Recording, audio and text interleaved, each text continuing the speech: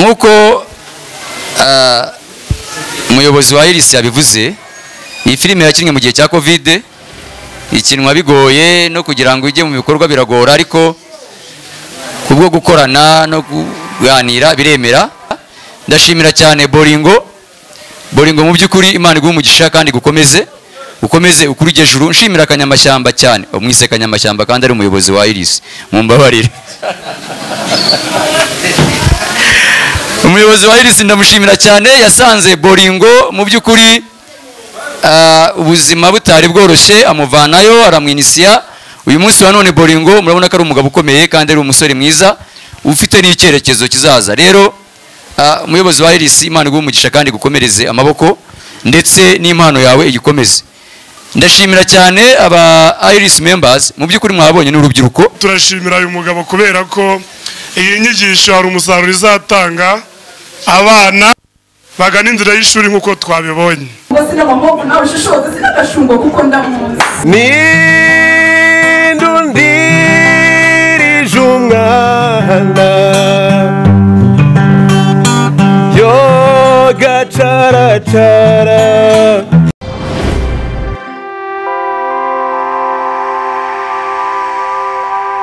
Ese mwari muzi amazina yawo? Ni Iris Rwanda TV. Mbonereho rero kubasaba kwishinganisha mukora subscribe kugira ngo amakuru n'ibiganiro tugende tunyuza kuri uyu muyoboro mubashe kubikurikira muri mu bambere.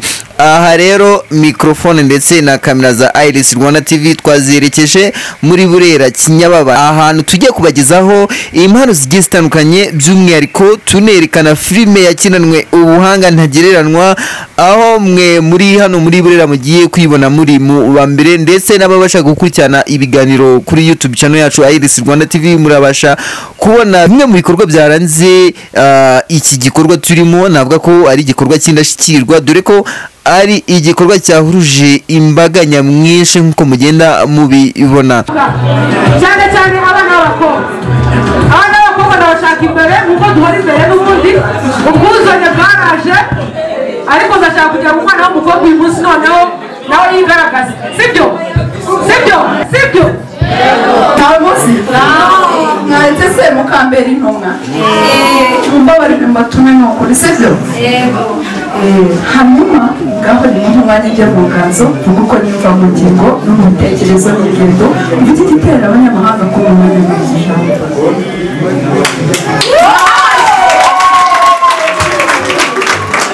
Reka nanone garuke mu nganzo uri mu gice mutumushyire musange urukundo mumusubize, mumubwire ko mukunda maze mwongere mugunda mutaye, mumwumvishe aka karirimbo, mumumpire n'utudukuve utamasa ari mu kirere, utumutima umuriro wawe maze mumwibutse ko mukunda, mumusanganize ibitwenge, mumususurutse aruhuke, mumutembereze ubutayu mutubugira arabifunze. Amarenga nderiye rwose sindi kurota nyibone maso simbabeshye ngenda mukunda. Oya surwanye sinuburyabye sinubeshye kuko nasenga, emera mwibutse ko mukunda simukunda kuko nakunze sinamukunda kuko idatunze ndabizi bifasha ukundi. Reka mubwire nanjye sinjyewe burya urukundo ruzabujora nuko nisanze mukunda. Kusiomba umuhanzi mbambiririmbye nabona simitoma nk'imyabo ubusiri gushenga kuko ntabizi ndavuga ibyantera umuhanzi kansigira uwo ntazi, dore natari ibyanjye mu byo natari suranga gukunda birebe, nyamara byemere ndagukunda, rukundo byemere ndagukunda, ni mubeshyero uraje moza imyaka ari myinshi umucira amarenga ndeba guterera gitoro ubwira ijambo ngo ndagukunda. Barasimutaka kuko yatanze sinamutoka kuko yatojwe ndagutera inkuru y'ibyanjye ibyo byambujije kuryama mu byanze bikunze bituze bimucira iryera. Simugaba simusaranganya simusese kandi ashaka simugera amajanja simutera rwose rero sindi kabushubu yo kugera hareba. Oya sirakora amahano umuco ndabuzi, sinamashagaga kuko ndatuje, sinamafuti kuko ndayaga, sinamatekiranda kuko ndahazi, sinamateshwa nawe urabyumva, sinamamoko nawe ushishoza, sinagashungo kuko ndamuzi.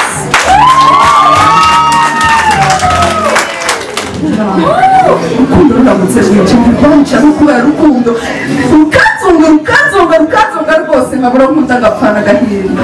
Sibyo ese muteye amagambo umusore nkunda shaka namwibutsaga yuko mukunda, umutima washungaga numva murashaka rukundo mumara irungu. Njye ndi umugenzi n'ingenzi mu bagenzi kwa rugenzi igihe kigaci kwa gatashya kwa rukira.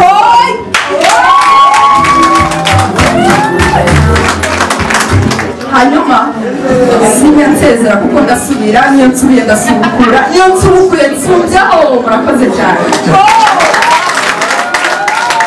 ni igikorwa rero nanone nk'uko mugenda mugikurikira umuyobozi wa ILC Rwanda TV Managing Director and Founder of ILC Rwanda TV mugenda mumubona kuri screen aho ari gutanga ibihembo bigiye bitandukanye. Aha ndabona arimo guhemba umwana witwa Boringo, ni umwana wagaragaye muri filime yagiye muri festival, ni filime yaje no gutsinda mu karere ka Burera, irazamuka igera ku rwego rw'intara y'Amajyaruguru, irakomeza kuri ubu ngubu ikaba igeze ku rwego rw'igihugu. Mbashishikariza namwe gushyigikira aba bagabo by'umwihariko binyuze muri filime bagenda bakora zigiye zitandukanye nka ILC Rwanda TV.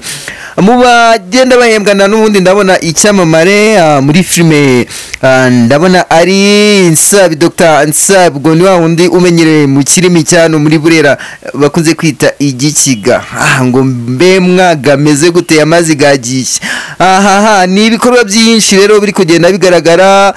Imbaga yo ni nyinshi murabibona, abantu ni benshi cyane, hari abayobozi bakomeye, abanyamabanga nshingabikorwa ndetse n'abandi bari hejuru. Mu kanya muri buze kugenda mubona ni igitambo n'ubundi biteganyijwe ko umukobwa mwiza cyane w'icyamamare Miss Josiane, mwe mu ba Miss babaye popularity mu mahiganwa cyangwa se mu marushanwa, mundi mu Burundi mu Kirundi ni mu mahiganwa, ariko mu Rwanda ari amarushanwa. Ni umukobwa rero waje kuba Miss Popularity muri 2018. Ndagenda mbabwira bimwe mu byamamare rero biri hano, ndaza kubakirira n'abahanzi, turaza kubaganiza ku ruhande rumwe base batubwire nk'uyu ni umuhanzi, ni umuririmbyi, ndabona afite gitari, ndabona banamwakiye ku rubyiniro. Ariko muragenda mugerwa ni ibintu byinshi bigiye bitandukanye biri kugenda bigaragara aha ahantu. Mu magambo make rero turaza kuganira na ILC Rwanda TV, umuyobozi wabo ni Shimimana Jean de Dieu muzi ku izina rya Gugu. Nyuma yaha ndaza kuganira nawe, ndaza kubumvisha bimwe twagiye tuganira kugira ngo namwe mubashe kubikurikira. Ese ubundi iyi mpano yayikuye he, abikesha iki, ko tumubona n'ubuhanga budasanzwe mu gukina filime. Ese ubundi yaba afite intego yuko filime yagenda agaragaza muri ubu buryo zazajya ku rwego rwa Afurika, tukabona nibura zavuye ku rwego rwa hano mu Rwanda. Ni byinshi bigiye bitandukanye rero, ngira ngo muragenda mubikurikira, baducishirizemo n'aka background k'umuziki, mugende mugaceka ariko banatweke niyo filime rero kugira ngo mutaza kureba aba bantu gusa, nimumenye ni filime, ni filime mbona bise ni filime mbona bise kubera iki, ni filime yakiniwe cyane mu gice cy'icyaro hano muri Burera. Ndagira ngo banyaburera namwe mwashizwe igurura, murabona ko mufite umutungo kamere, ntabwo ari amashyamba gusa, murafite n'impano zitangaje, impano zihishwe zahabu. Uyu munsi turi kuzicukura rero. Ndagira ngo mwabonye nk'umusore Boringo, ni umwe mu bana bafite impano yakuriye hano muri Burera kandi ikomeje kuzamuka, dore ko ari n'umwe mu bahembwe.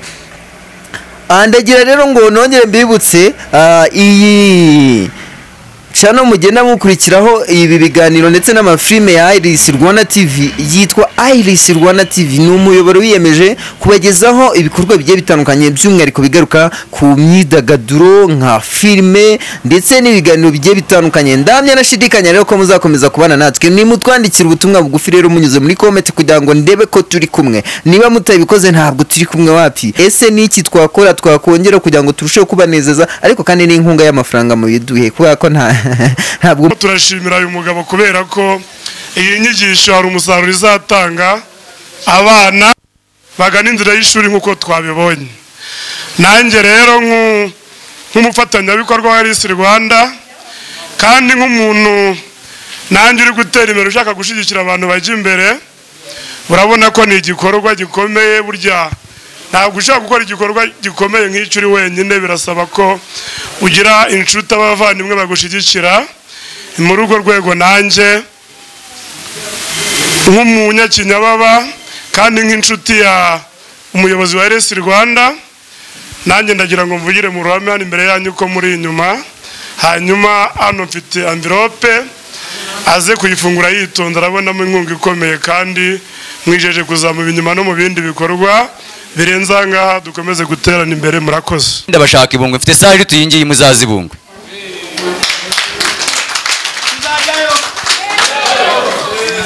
Murakoze. Nkuko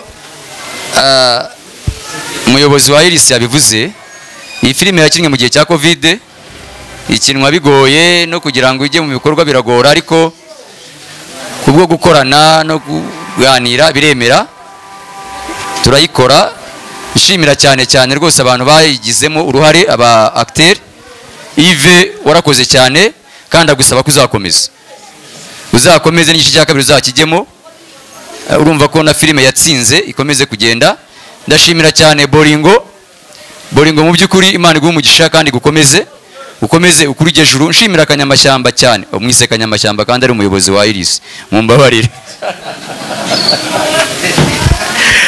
Umuyobozi wa Iris ndamushimira cyane, yasanze Boringo mu by'ukuri ubuzima butari bworoshye, amuvanayo aramwinisiya. Uyu munsi wa none Boringo murabona ko ari umugabo ukomeye kandi ari umusore mwiza ufite n'icyerekezo kizaza. Rero umuyobozi wa Iris, Imana iguhe umugisha kandi gukomereze amaboko ndetse n'impano yawe igikomeze. Uyu munsi baracyari kudufasha. Rero hari impano twateguye, harimo iya meya, harimo iya executive uriho, bahinduranye umwe bakamutwara Ibungwe, ariko turatanga certificat z'abantu bagize gute bahari, sibyo? Munyemerere nshimire cyane byimazeyo, twongere amashyi menshi cyane tuyahereze nyakubahwa Kwizera Emmanuel. Yegere imbere mushyire n'ingoma. Ayo mashyi ni makeya, zamura akagoma aza hano. Kwizera Emmanuel gusaba randa yiturebere, sabe Aline yegere imbere ashyikirize Kwizera Emmanuel. Impamvu tumushimiye, ya mbere yaduhaye umwanya, twamwise numwe mu bantu bashyigikiye icyo nakwita igisate cya showbiz. Mwabura ukuntu mu bitaramo bitandukanye yabaga ari MC, ntabwo baba bategereza ko ari umuyobozi. Mu bitaramo bitandukanye ujya kubona ukabona yagigisha akambo, nta kuri icyo gihembo. Rejya ngo rero mwagiye munyurwa, nanjye naryohewe ngewe wari uri hano ubagezaho ibi bikorwa. Tuganye ku musozo rero, ndagenda mbibutsa bimwe mu bihe bikuru twagiye tugarukaho, harimo gutanga ibihembo ku bana bagaragaje impano idasanzwe mu gukina filime. Twabonye imyidagaduro aho twabonye abahanzi batandukanye nka Wizimeka ndetse n'izindi mpano zitandukanye zihishwe zagaragajwe. Ndamya nashidikanya rero ko mwagiye muryoherwa n'ibiganiro ndetse na gahunda zagiye zinyura kuri uyu muyoboro. Reka mbonereho rero kubasaba gukomeza kwishinganisha mukora subscribe kugira ngo amakuru n'ibiganiro tunyuza kuri uyu muyoboro mubashe kubikurikira muri mu ba mbere.